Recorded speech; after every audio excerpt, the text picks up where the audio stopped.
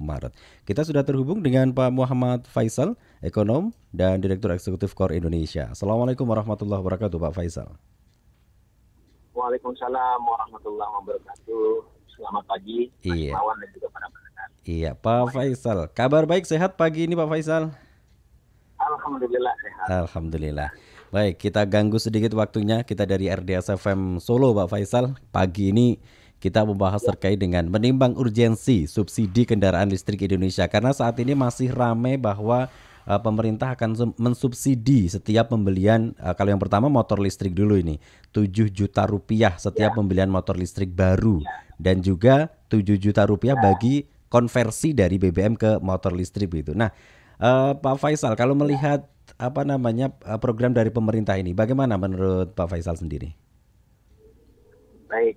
Jadi saya melihat dari sisi manfaatnya dulu ya. Ya, Ya, jadi pertama ada paling tidak tiga manfaat ya saya lihat.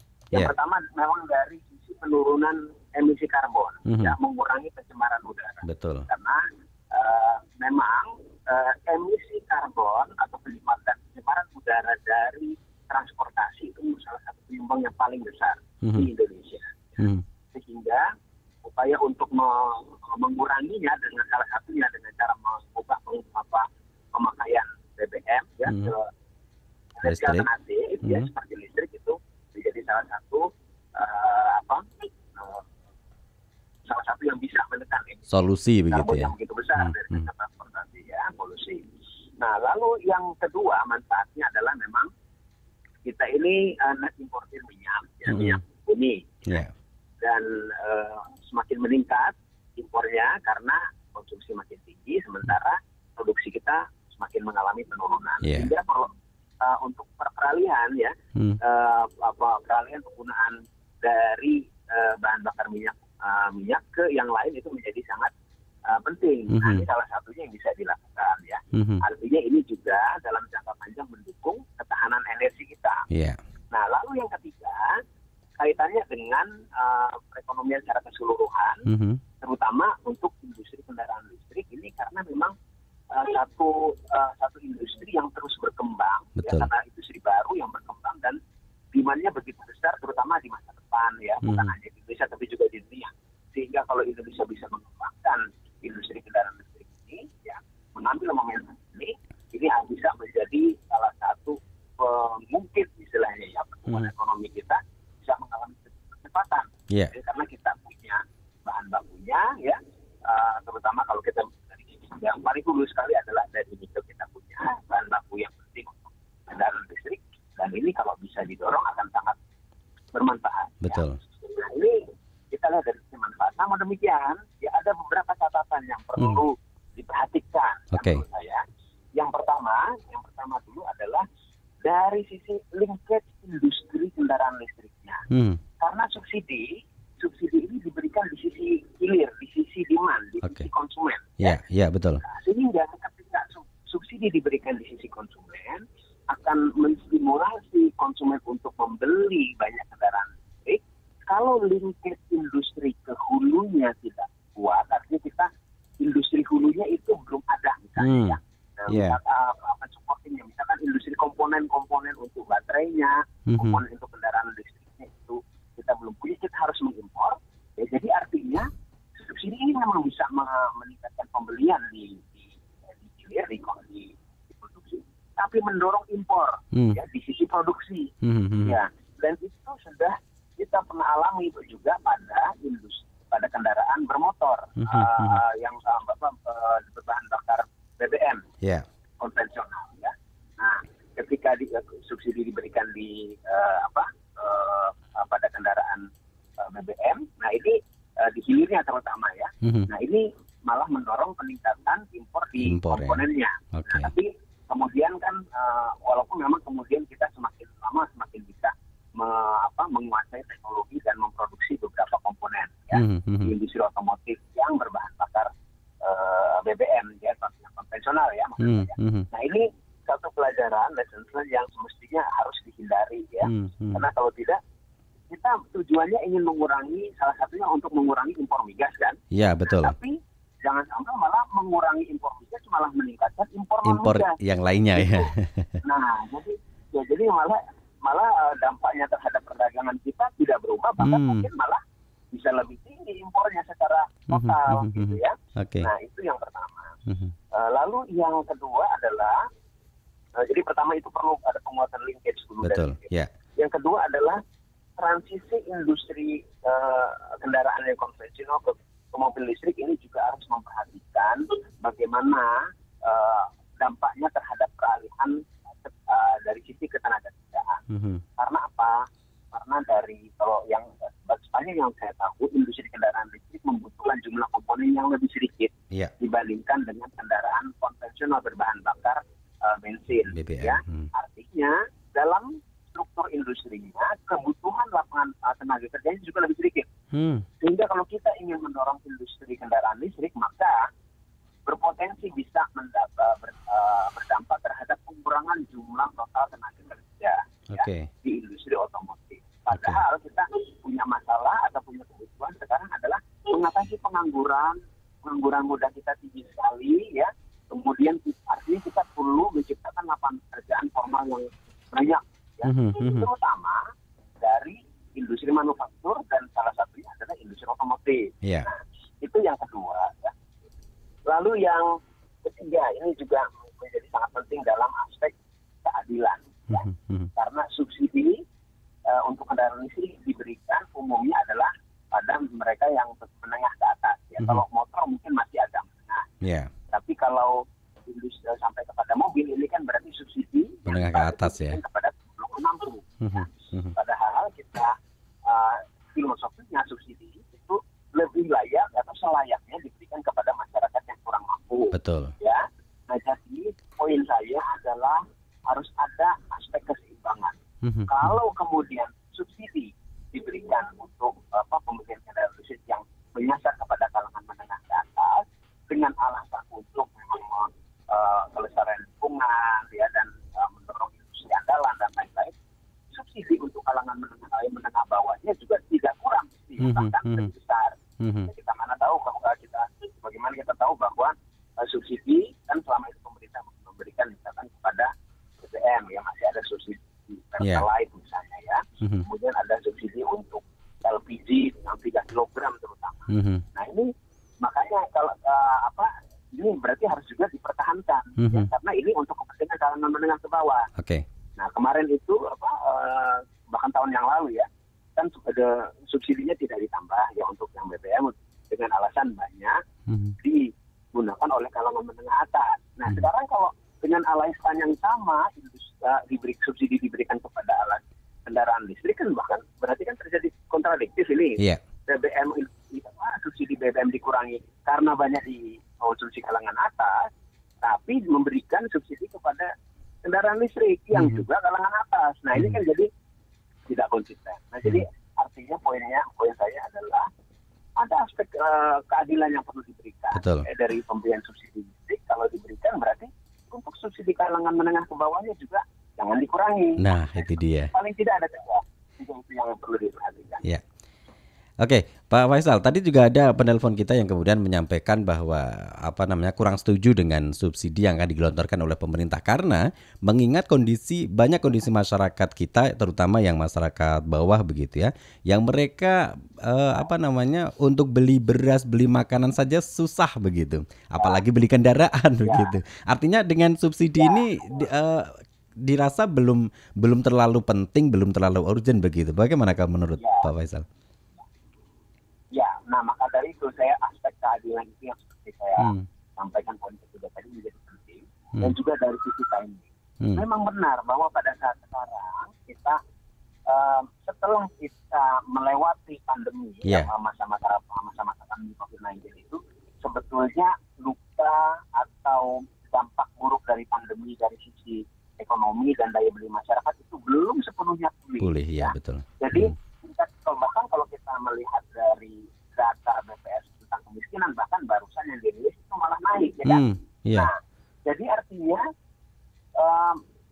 anggaran negara yang dibutuhkan untuk mengatasi sekarang efek yang terjadi akibat pandemi karena adanya terutama kepada kalangan yang kurang mampu ini menjadi lebih besar semestinya kondisi sekarang, karena kemiskinan meningkat ya, pengangguran juga susah dientaskan gitu ya, banyak usaha orang walaupun yang sudah bekerja tapi pendapatannya sangat kecil ya. Nah ini kan yang harus diatasi dulu, lebih urgent memang, betul sekali gitu, dibandingkan yang kalangan atas ya. Dari mendorong, termasuk salah satunya adalah subsidi kendaraan. Nah, jadi masalah keadilan ini harus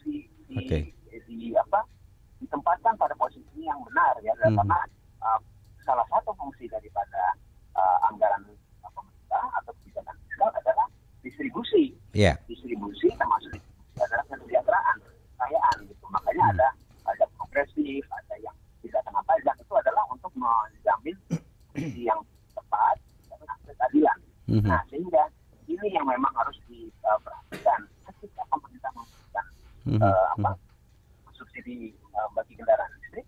Berarti semestinya program-program ya atau bantuan-bantuan subsidi yang diberikan pada kalangan bawah itu justru harus lebih besar. Artinya dengan rencana pemerintah yang nanti katanya sudah resmi mulai tanggal 20 Maret akan digelontorkan subsidi sebesar 7 juta setiap pembelian motor listrik. Berarti secara umum untuk saat ini Pak Faisal belum begitu setuju begitu ya? Ya, dari sisi timing saya rasa agak belum ya. Dengan melihat kondisi sekarang. Ya. Apalagi kalau kita memperhatikan di tahun 2023 ini kondisi APBN juga tidak sedang lapang, karena pemerintah justru malah melakukan normalisasi kebijakan fiskal, yaitu menekan defisitnya di bawah 3%. Jadi pada dasarnya sedang berhemat-hemat ini di tahun 2023 ini ya kan. Nah jadi artinya ruang dari sisi timing sebetulnya belum urgent ya. Apalagi melihat dengan kondisi kalangan bawah yang seperti sekarang. Ya, banyak juga yang kemudian menyoroti bahwa saat ini di Indonesia sedang digalakkan dengan moda transportasi umum. Apakah nanti tidak kemudian bertolak belakang begitu dengan program kontraproduktif dengan program subsidi kendaraan untuk pribadi begitu? Nah, ini yang penting menurut saya juga, ini yang poin keempat yang tadi saya sampaikan adalah sebetulnya kalau ingin menekan emisi karbon yang lebih tepat adalah dengan transportasi umum.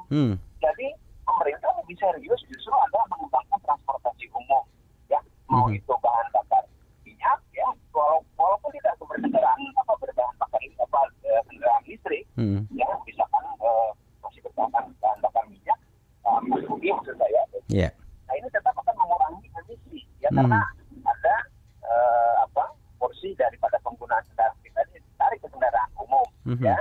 Nah apalagi kalau kendaraan umumnya itu transportasi publiknya itu pakai kendaraan listrik, ya, itu malah lebih bagus lagi. Nah jadi justru itu yang lebih efektif menurut saya. Nah kalau kemudian ini diberikan untuk kendaraan pribadi listrik, nah memang bisa jadi malah juga kontraproduktif ya terhadap upaya untuk mengalihkan penggunaan transportasi dari kendaraan pribadi ke umum. Dan ini kan yang banyak sebetulnya didorong di negara-negara maju pun begitu, gitu ya, untuk mengurangi emisi karbon begitu. Nah jadi kita mestinya lebih mendorong kepada penggunaan transportasi umum, gitu, memperbaiki pelayanannya. Ya, artinya walaupun memang ke depan industri kendaraan listrik memang semakin berkembang, bahkan di Indonesia juga akan semakin berkembang begitu. Tetapi untuk hanya masalah timing saja begitu Pak Faisal ya. Masalah timing ya, dan juga begini, sebetulnya yang lebih tepat adalah strategi kalau ingin menjadikan itu sebagai industri andalan adalah untuk ekspor sebetulnya.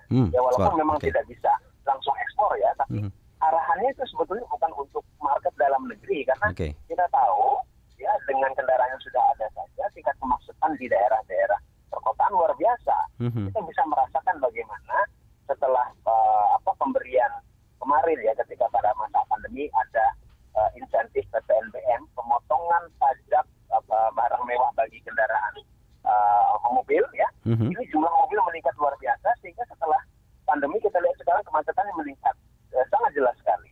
Nah, jadi ada dampaknya terhadap malah meningkatkan emisi juga ya. Nah, kalau di ekspor ini malah jadi marketnya jadi lebih luas, ya, dampaknya terhadap ekonomi juga lebih bagus, ya, terhadap perdagangan kita. Oke. Gitu. Jadi dan selama ini padahal kalau kita berkaca kepada pengembangan industri kendaraan yang konvensional, ini marketnya memang lebih banyak dibandingkan dengan ekspor. Ekspornya ya. Padahal Thailand misalnya ya yang menjadi peer kita, itu mereka mendorongnya adalah industri otomotif mereka itu untuk ekspor lebih besar dibandingkan dalam negeri. Jadi semestinya itu yang roadmap ke depannya kalau ingin mendorong kendaraan listrik ini. Ya.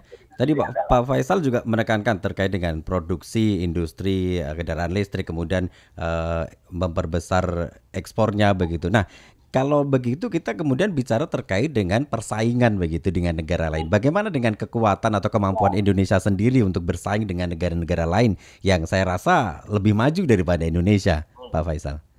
Betul, ya betul. Nah, memang persaingan pasti akan ada, ya, dan sekarang kan yang mengembangkan kendaraan itu brand-brandnya yang sudah lebih established kan, Pak. Iya, betul. Nah, tapi memang kalau kita bandingkan dengan industri otomotif yang konvensional berbahan bakar bensin, nah ini persaingan di industri listrik tidak seketat di industri otomotif yang berbahan bakar bensin. Jadi peluangnya walaupun ketat persaingannya lebih besar menurut saya. Apalagi kita punya keunggulan komparatif, kita punya bahan baku nikel yang menjadi salah satu bahan baku utama dalam pengembangan kendaraan listrik, yang itu bisa menjadi daya tarik bagi investor untuk masuk kita. Nah, tapi PR-nya itu sekali lagi, itu kan di hulunya, ya. Bagaimana kemudian dari hulunya ini terhubung, ada linkage dengan sampai kepada hilir. Gitu. Nah, yang ada sekarang kan masih bolong-bolong. Jadi kita punya industri hulu smelter, misalnya ya. Nah, sekarang mau mengembangkan baterai dan kendaraan listrik, industri di hilir. Di tengahnya masih kosong. Jadi artinya nikel yang kita pakai itu diproses mesti keluar negeri dulu sebelum kemudian diimpor kembali, setelah diproses diimpor kembali untuk menjadi input bagi kendaraan listrik. Nah, bagusnya kan nyambung di dalam negeri ya. Jadi ada domestic supply chain yang terbangun. Nah, yang sekarang ini belum ada. Dan itu yang saya katakan tadi malah bisa mendorong peningkatan impor komponen. Nah, itu dia. Berarti artinya tahap pertama bagi pemerintah kita adalah memperkuat dulu ya untuk industri dalam negerinya begitu, Pak Faisal. Betul, ya betul. Sebelum memberikan subsidi di hilir. Oke, baik Pak Faisal. Terakhir mungkin ada yang disampaikan untuk pendengar kita yang hari ini juga menyimak siaran kita. Silakan terkait dengan tema yang kita angkat pagi ini. Ya, yang satu pertama adalah untuk bagi para pendengar. Di satu sisi memang ada manfaat yang kita bisa dapatkan dengan mengembangkan kendaraan listrik. Tapi catatannya menurut saya lebih banyak lagi. Ya tadi kalau saya lihat catatan-catatannya udah paling tidak 5 catatan yang perlu diperhatikan. Sehingga ini juga mestinya menjadi masukan bagi pemerintah supaya ini tidak menjadi satu kebijakan yang punya efek samping buruk yang lebih besar daripada manfaat positif yang ingin disasar. Jadi itu sih. Baik. Terima kasih Pak Muhammad Faisal, Ekonom dan Direktur Eksekutif KOR Indonesia waktunya. Lain waktu bisa kita sambung lagi. Terima kasih, selamat pagi. Assalamualaikum warahmatullahi wabarakatuh. Waalaikumsalam warahmatullahi wabarakatuh. Ya, pendengar dimanapun Anda